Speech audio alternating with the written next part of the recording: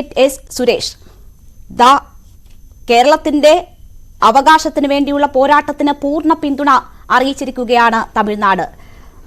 സ്റ്റാലിൻ പറഞ്ഞിരിക്കുന്നത് അവകാശം നേടിയെടുക്കും വരെ ഈ സമരത്തിനൊപ്പം എന്നതാണ്. ഒപ്പം പഞ്ചാബ് മുഖ്യമന്ത്രിയും അരവിന്ദ് കെജ്രിവാളും ഒക്കെ ഡൽഹിയും പഞ്ചാബും പിന്തുണ പ്രഖ്യാപിച്ചിരിക്കുന്നു. പഞ്ചാബ് മുഖ്യമന്ത്രിയും ഈ സമരത്തിൽ അണിനിരക്കും എന്നത് വ്യക്തമാകുന്നു. കൂടുതൽ പേർ കേന്ദ്രത്തിന്റെ അവകാശ നിഷേധത്തിനെതിരെ രംഗത്ത് വരുന്നു. അതും രാജ്യ തലസ്ഥാനത്ത് സമരമിരിക്കാൻ വരുന്നു. നാളെ കർണാടകയുടെ സമരമാണ്. അപ്പോൾ ഭയപ്പെടേണ്ടുന്ന അല്ലെങ്കിൽ നിങ്ങൾ കരുതിയിരിക്കേണ്ടുന്ന നിങ്ങൾക്കെതിരായ ഉയർന്ന എതിർ ശബ്ദം കുറച്ചുകൂടി ശക്തമാകുന്ന ഒരു സാഹചര്യമല്ലേ?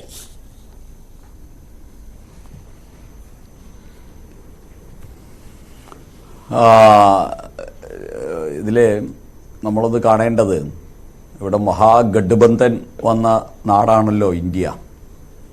അതോടൊപ്പം തന്നെ UPA വന്നു, ഇപ്പോൾ ഇതാ ഇന്ത്യ മുന്നണി വന്നു. ഇതിൻ്റെയൊക്കെ ദുരവസ്ഥ എന്താണെന്ന് ഈ നാട്ടിലുള്ള എല്ലാവരും കണ്ടു കഴിഞ്ഞതല്ലേ. നരേന്ദ്രമോദി സർക്കാർ അതൊരു രാഷ്ട്രീയ കൂട്ടായ്മയാണല്ലോ സുരേഷ്. ഇത് രാഷ്ട്രീയ കൂട്ടായ്മയല്ല, അവകാശ നിഷേധത്തിനെതിരെ യോജിക്കുന്നതാണ് സംസ്ഥാനങ്ങൾ.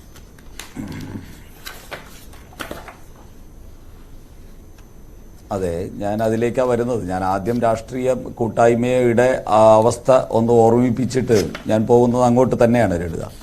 അപ്പോൾ നമ്മളൊന്ന് കാണേണ്ടത്, ഇവിടെ നരേന്ദ്രമോദി സർക്കാർ ന്യായയുക്തമായി ഓരോ സംസ്ഥാനത്തിനും കൊടുക്കേണ്ടത് 15ാം ധനകാര്യ കമ്മീഷൻ പറഞ്ഞത് പ്രകാരം കൊടുത്തുകൊണ്ടിരിക്കുകയും അതിനും അപ്പുറത്ത് ചില സഹായങ്ങൾ സംസ്ഥാനങ്ങൾക്ക് ചെയ്തുകൊണ്ടിരിക്കുകയുമാണ്.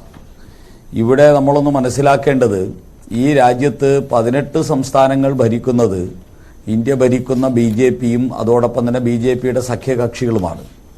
ഇവിടെ ഇന്ത്യയിൽ CPMന്റെ അവസാനത്തെ ഭരണം നിലനിൽക്കുന്ന ഏക സംസ്ഥാനമാണ് കേരളം. അതോടൊപ്പം തന്നെ DMK ഈ രാജ്യത്തിനെ സൗത്തിനെ വിഭജിച്ചുകൊണ്ട് പ്രത്യേക രാജ്യമാക്കാൻ വേണ്ടിയുള്ള പ്രവർത്തനവും നടത്തിക്കൊണ്ടിരിക്കുന്ന മറ്റൊരു കമ്മ്യൂണിസ്റ്റ് വങ്കത്വം പോലെയുള്ള ഒരു വങ്കത്വമാണ് DMKയുടെ വങ്കത്വവും. അപ്പോൾ അതുകൊണ്ട് DMK ഒന്നും പിന്തുണയുമായിട്ട് പോകുന്നതിനെ ഞങ്ങൾ വളരെ ഗൗരവത്തിലൊന്നും എടുക്കുന്നില്ല. ഞാൻ ചോദിക്കുന്നത്, ഈ സർക്കാർ എന്തിനു വേണ്ടിയാണ് ഡൽഹിയിലേക്ക് പോയിരിക്കുന്നത്? GST അനുപാതം വർദ്ധിപ്പിക്കണം, GSTയുടെ നഷ്ടപരിഹാരം നൽകുന്നത്, GST സംബന്ധിച്ച് 2017 വന്ന GST നിയമം, അതുമായി ബന്ധപ്പെട്ട് സംസ്ഥാന സർക്കാരിന് നൽകുന്ന സഹായം അത് 5 വർഷത്തേക്കേ ഉള്ളൂ എന്ന് 2017 തന്നെ അറിയാം. അന്നത്തെ തോമസ് ഐസക്കിന് നന്നായിട്ടറിയാം. GST വന്നാൽ കേരളത്തിന് ഗുണമാണ് എന്ന് പറഞ്ഞ ധനകാര്യ വകുപ്പ് മന്ത്രിയാണ് കേരളത്തിനുണ്ടായിരുന്ന ശ്രീ തോമസ് ഐസക്.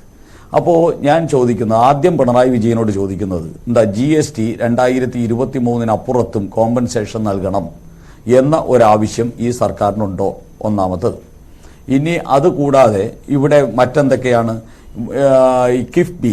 കിഫ്ബി എന്ന് പറയുന്നത് ഈ നാട്ടിൻ്റെ പൊതു സോഴ്സ് ഉപയോഗിച്ചുകൊണ്ട് അതിനെ ഗ്യാരണ്ടി ആക്കിക്കൊണ്ട് വിദേശ കടം ഉൾപ്പെടെ എടുക്കുന്ന ഒരു തട്ടിപ്പ് പരിപാടിയാണ്. ഈ രാജ്യത്തിൻ്റെ കടബാധ്യത വർദ്ധിപ്പിക്കുന്ന ഒരു പുറംവാതിൽ പരിപാടിയാണ് കിഫ്ബി. അതിനെ ഇന്ത്യയുടെ RBI അംഗീകരിക്കുന്നില്ല, ഇന്ത്യയിലെ ധനകാര്യ വകുപ്പ് മന്ത്രാലയം അംഗീകരിക്കുന്നില്ല.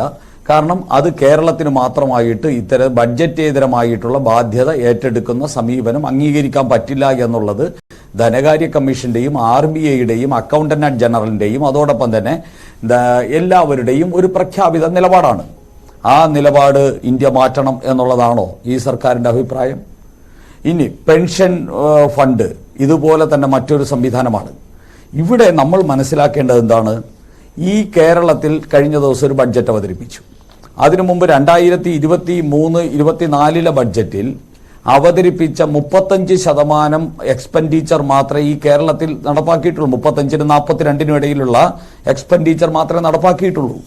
അപ്പോൾ അങ്ങനെ സ്വന്തം ബഡ്ജറ്റിലെ കാര്യങ്ങൾ പോലും നടപ്പാക്കാൻ ശേഷിയില്ലാത്ത, കടമെടുത്ത് മൂലധനം സംഭരിക്കുന്ന, ഈ കഴിഞ്ഞ 7.5 വർഷത്തിനുള്ളിൽ ഇരട്ടിയോളം കടമെടുത്ത ഈ കേരളത്തിന്റെ 19% വരുന്ന റവന്യൂ കടത്തിന്റെ പലിശ കൊടുക്കാനായിട്ട് വിനിയോഗിച്ച് ശ്രീലങ്കയെ പോലെ പാകിസ്ഥാനെ പോലെ ഈ നാട്ടിലെ ജനതയെ മുഴുവൻ കടക്കണിയിലാക്കി അപകടപ്പെടുത്താൻ വേണ്ടിയുള്ള കമ്മ്യൂണിസ്റ്റ് ഗൂഢ പദ്ധതിക്കോ കമ്മ്യൂണിസ്റ്റ് കാപട്യത്തിനോ കമ്മ്യൂണിസ്റ്റ് പാർട്ടിയുടെ പിടിപ്പുകേടിനോ കൂട്ടുനിൽക്കാനാണോ ഈ രാജ്യത്തെ ലോകത്തിലെ 3ാമത്തെ സാമ്പത്തിക ശക്തിയാക്കിയ ഇന്ത്യയുടെ ധനകാര്യ മന്ത്രാലയം ചെയ്യേണ്ടത്?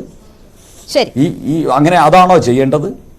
അങ്ങനെ പിണറായി വിജയന് കക്കൂസുണ്ടാക്കാനും പിണറായി വിജയന് വീട്ടിൽ കുളമുണ്ടാക്കാനും പിണറായി വിജയന് തൊഴുത്തുണ്ടാക്കാനും പിണറായി വിജയന് മക്കളുമായിട്ട് ഭാര്യയുമായിട്ട് വിദേശയാത്ര നടത്താനും പിണറായി വിജയന്റെ മോക്ക് മാസപ്പടി ഒപ്പിച്ചു കൊടുക്കാനും വേണ്ടിയുള്ള പണി ചെയ്യണമെന്നാണോ ഇപ്പോൾ താങ്കൾ പറഞ്ഞതെല്ലാം കേരളത്തിന്റെ മാത്രം കാര്യമാണ്. അതിൽ തന്നെ അഭിപ്രായ വ്യത്യാസങ്ങളുണ്ട്, അല്ലെങ്കിൽ മറ്റു ചില വസ്തുതകളുമുണ്ട്. അതിലേക്ക് വരും മുൻപ് പ്രാഥമികമായി നോക്കിയാൽ ഇത് കേരളത്തിന്റെ മാത്രം ആവശ്യം, കേരളത്തിന്റെ കെടുകാര്യസ്ഥത മറച്ചു വെച്ചുകൊണ്ട് ഡൽഹിയിൽ നടക്കുന്ന ഒരു സമരമാണെങ്കിൽ തമിഴ്നാട് എന്തിന് അതിന് പിന്തുണ നൽകണം? നാളെ കർണാടക എന്തിന് ഡൽഹിയിലേക്ക് വരണം? പഞ്ചാബും ഡൽഹിയും എന്തിന് കേരളത്തിനൊപ്പം നിൽക്കണം? അപ്പോൾ ഇതൊരു പൊതുവിഷയമാണ്. എല്ലാ സംസ്ഥാനങ്ങളും, അതായത് BJP NDA ഇതര സർക്കാരുകൾ ഭരിക്കുന്ന എല്ലാ സംസ്ഥാനങ്ങൾക്കും ബാധകമായ ഒരു വിഷയമാണ്. അതാണ് അതിന്റെ പ്രാധാന്യം. ഇവർ ഒരുമിക്കുന്നു എന്നതാണ് അതിൽ ഇപ്പോൾ ഏറ്റവും അടിസ്ഥാനമായി നിങ്ങൾ മനസ്സിലാക്കേണ്ടത്.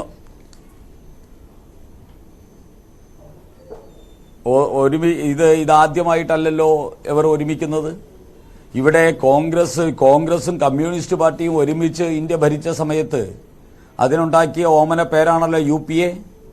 ആ UPA കാലഘട്ടത്തിൽ ഇവിടെ അച്യുതാനന്ദൻ മുഖ്യമന്ത്രിയായിരിക്കുന്ന വേളയിൽ ഇതുപോലെ തണുപ്പ് കൊള്ളാൻ വേണ്ടി ഡൽഹിയിൽ പോയിട്ടില്ലേ?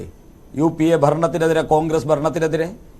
ഇപ്പോൾ ഇവിടെ ഈ കേരളത്തിന്റെ ഇത് കോടികൾ ദൂർത്തടിച്ചുകൊണ്ട് ഇവിടുത്തെ മന്ത്രിമാർ ഡൽഹിയിലെ പഞ്ചനക്ഷത്ര ഹോട്ടലുകളിലും അതോടൊപ്പം തന്നെ കേരള ഹൗസിലും MLA മാരെല്ലാം കേരളത്തിന്റെ ചെലവിൽ അവിടെ ചെന്ന് പഞ്ചനക്ഷത്ര ഹോട്ടലുകളിൽ താമസിച്ച് ആ ഡൽഹിയിൽ 2-3 ദിവസം സുഖിച്ച് കുടുംബസമേതം കറങ്ങാനുള്ള ഒരഭ്യാസവും ഒരു ധൂർത്തും അല്ലാതെ ഇതിന് ഒരു പ്രാധാന്യവുമില്ല എന്നുള്ളതാണ് വസ്തുത.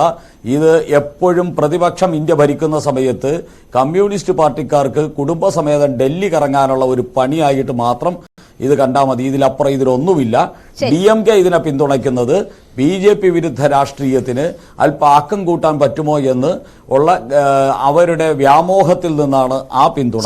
കർണാടക സർക്കാർ പിന്തുണയ്ക്കുന്നതിന് കാരണം എന്ന് പറയുന്നത് കർണാടക സർക്കാർ ചർച്ചയിൽ നമുക്കൊപ്പം ചേരും. ഞാൻ താങ്കളിലേക്ക് ആ ഘട്ടത്തിൽ തിരിച്ചെത്താം. ശ്രീ